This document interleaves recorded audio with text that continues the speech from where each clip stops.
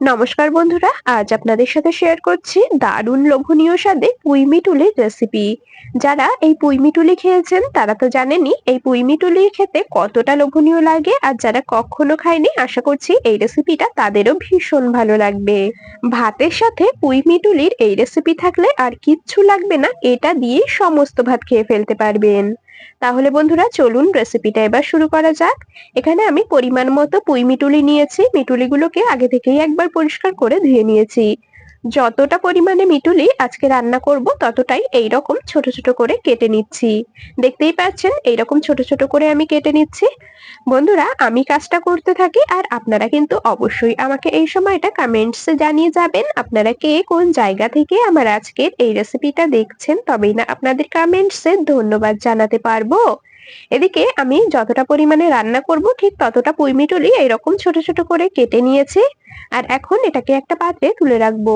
মিটুলিগুলোকে কাটার আগেই আমি পরিষ্কার করে কয়েকবার জল পাল্টে ধুয়ে নিয়েছি। তো দেখুন মিটুলিগুলোকে কেটে নিয়ে একটা পাত্রে তুলে রেখেছি। এখন এটাকে সাইডে সরিয়ে রাখবো। মিটুলির পরিমাণটা আপনারা নিজেদের প্রয়োজন অনুযায়ী কম বেশি করে নিয়ে নেবেন। তো এখন এটাকে সাইডে সরিয়ে রাখলাম। ওভেনে বসিয়ে দিয়েছি একটা কড়াই। কড়াইটাকে বেশ ভালো করে গরম করে নিয়ে তাতে পরিমাণ মতো দিয়ে দিলাম সর্ষের তেল। আপনারা চাইলে সাদা তেলেও রান্নাটা করতে পারেন। পরিমাণ মতো সর্ষের তেল দিয়েছি। তেলটা খুব ভালো করে গরম করে নিয়ে কেটে রাখা পুঁই মিটুলিগুলোকে দিয়ে দিলাম। অল্প পরিমাণে দিলাম লবণ, অল্প পরিমাণে দিয়ে দিলাম হলুদ গুঁড়ো। নুন হলুদ দিয়ে মিটুলিগুলোকে খুব ভালো করে বেশ কিছুক্ষণ সময় ধরে ভেজে নিতে হবে। আর বন্ধুরা আপনাদের কাছে একটা রিকোয়েস্ট, আপনারা কিন্তু ভিডিওটা স্কিপ করে দেখবেন না। স্কিপ করলে বুঝতে পারবেন না আমি কোন পদ্ধতিতে আর কি কি মশলার ব্যবহার করে আজকের এই রেসিপিটা তৈরি করলাম। সঠিক পদ্ধতি আর সঠিক মশলার ব্যবহারে রেসিপিটা তৈরি না করলে হয়তো রেসিপিটা খেতে অতটাও ভালো লাগবে না। আপনাদের সাথে কথা বলতে বলতে এদিকে আমি বেশ কিছুক্ষণ সময় ধরে মিটুলিগুলোকে ঠিক এইরকম ভাবে ভেজে নিয়েছি। এর থেকে আর বেশি ভাজবার দরকার নেই। তো যতটা সম্ভব তেল ঝরিয়ে তুলে নেওয়া যায় ততটা সম্ভব তেল ঝরিয়ে আমি একটা পাত্রে ভেজে নেওয়া মিটুলিগুলোকে তুলে রাখলাম। এই কড়াইয়ের মধ্যেই এখন দিয়ে দেব মাছের মাথা। আমি আর তেল দিচ্ছি না, যেহেতু কিছুটা তেল রয়েছে এর মধ্যেই মাছের মাথাটাকে ভেজে নেব। একটা কাতলা মাছের মাথার অর্ধেকটা আমি আজকে রেসিপিতে ব্যবহার করছি। যেহেতু মিটুলির পরিমাণ অনেকটাই কম সেজন্য আমি অর্ধেকটা ব্যবহার করছি। আপনারা চাইলে পুরো মাছের মাথাটাই কিন্তু ব্যবহার করতে পারেন। এর মধ্যে অল্প পরিমাণে নুন হলুদ দিলাম। খুব ভালো করে মাছের মাথাটাকে ভেজে নেব। আর বন্ধুরা আমি তো কাতলা মাছের মাথা দিয়ে রেসিপিটা তৈরি করছি, আপনারা চাইলে রুই মাছের মাথা দিয়েও কিন্তু রেসিপিটা তৈরি করতে পারেন। তো মাথাটাকে ভালো করে একটু ভেজে নিয়ে হালকা করে ভেঙে নিচ্ছি। আর বন্ধুরা আরো একটা কথা বলে নিই, আপনারা চাইলে কিন্তু মাছের মাথা ছাড়াও এই রেসিপিটা বানিয়ে নিতে পারেন। তবে আমার মনে হয় মাছের মাথা দিলে খেতে ভীষণ ভালো লাগে, তবে যারা পছন্দ করেন না তারা কিন্তু মাছের মাথা ছাড়াও রেসিপিটা তৈরি করতে পারবেন। তো এদিকে মাছের মাথাটাকে আমি হালকা করে একটু ভেঙে নিলাম। মাছের মাথাটাকে খুব ভালো করে ভেজেও নিয়েছি। আর এখন এটাকে একটা পাত্রে তুলে রাখবো। বন্ধুরা পুঁই মিটুলি আপনারা কারা কারা এইভাবে মাছের মাথা দিয়ে রান্না করেন অবশ্যই কিন্তু আমাকে কমেন্টসে জানিয়ে যাবেন। আর যারা কখনো মাছের মাথা দিয়ে পুঁই মিটুলি রান্না করে খাননি একবার বানিয়ে দেখতে পারেন, আশা করছি আপনাদের ভীষণ ভালো লাগবে। তো মাছের মাথাটাকে একটা পাত্রে তুলে নিয়েছি। এখন এই কড়াইয়ের মধ্যেই আরো কিছুটা পরিমাণে দিয়ে দিলাম সর্ষের তেল। তেলটা গরম করে নিয়েছি, হাফ চা চামচ দিয়ে দিচ্ছি পাঁচ ফোড়ন। আর দিয়ে দেবো একটা শুকনো লঙ্কাকে দু টুকরো করে। ফোড়নটাকে খুব ভালো করে ভেজে নেব, ফোড়ন থেকে সুন্দর ভাজা গন্ধ বেরোনো পর্যন্ত। ফোড়নটাকে বেশ ভালো করে ভেজে নিয়েছি। এখন এর মধ্যে দিয়ে দিচ্ছি দুটো মিডিয়াম সাইজের কুচিয়ে নেওয়া পেঁয়াজ।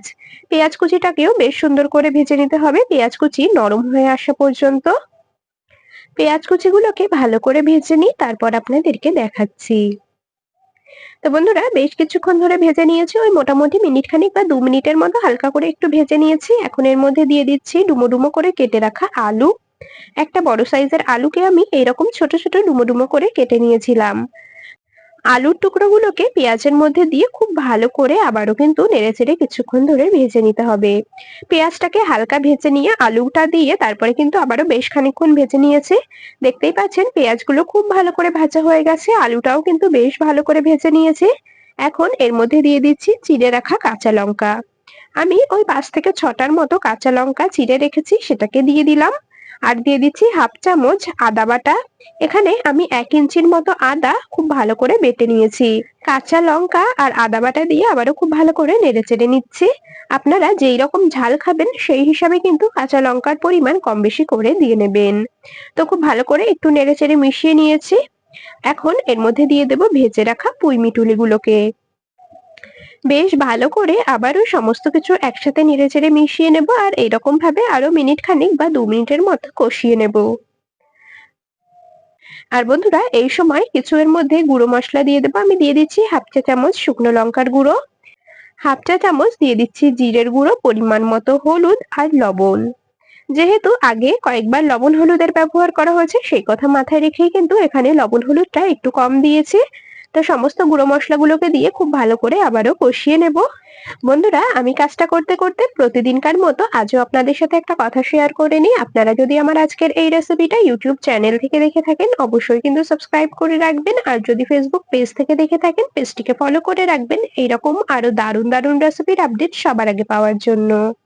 তো সমস্ত কিছু খুব ভালো করে কষিয়ে নিয়ে তার মধ্যে আমি ছোট বাটি মেপে 1 বাটি দিয়ে দিলাম জল, যাতে করে পুঁই মিটুলি আলু সমস্ত কিছু খুব ভালো মতো করে সেদ্ধ হয়ে যায়।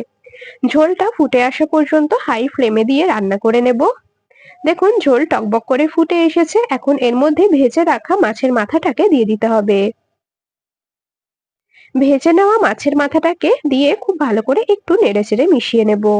আর এখন ঢাকা দিয়ে কিছুক্ষণ রান্না করে নেব যাতে আলু পুঁই মিটুলি সমস্ত কিছু খুব ভালো মতো করে সেদ্ধ হয়ে যায়।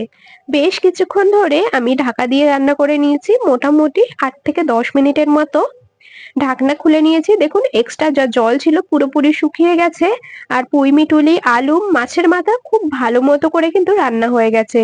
এই রেসিপিটা বেশি ঝোল হলে খেতে একদমই ভাল লাগবে না, এইরকম একদম মাখো মাখো করেই তৈরি করতে হবে। টেস্ট ব্যালেন্সের জন্য সামান্য পরিমাণে দিয়ে দিলাম চিনি, তবে যারা পছন্দ করেন না তারা স্কিপ করে যেতে পারেন। খুব ভালো করে আবারও একটু নেড়েচেড়ে মিশিয়ে নিচ্ছি। বন্ধুরা আমাদের রান্নাটা কিন্তু একেবারেই কমপ্লিট হয়ে এসেছে। এখন গ্যাস অফ করে দেব আর এটাকে নামিয়ে নেব একটা পাত্রে। গরম ভাতের সাথে মাছের মাথা দিয়ে পুঁই মিটুলির এই চচ্চড়ি যদি থাকে সত্যি বলছি আর অন্য কিচ্ছু লাগবে না, এটা দিয়ে এক থালা ভাত খেয়ে ফেলতে পারবেন। এতটা লোভনীয় হয় আর দেখেই বুঝতে পারছেন রেসিপিটা কতটা লোভনীয় লাগছে। বন্ধুরা আপনাদের রেসিপিটা দেখে কেমন লাগলো কমেন্টসে অবশ্যই জানিয়ে যাবেন। যদি ভালো লেগে থাকে তবে ভিডিওটিতে একটি লাইক আর বন্ধুদের মধ্যে অনেক অনেক শেয়ার করে দেওয়ার অনুরোধ রইল। তাহলে আজ এখানেই শেষ করছি, আবার দেখা হবে পরবর্তী কোনো রেসিপির সাথে। ততক্ষণ সকলে ভালো থাকবেন, সুস্থ থাকবেন।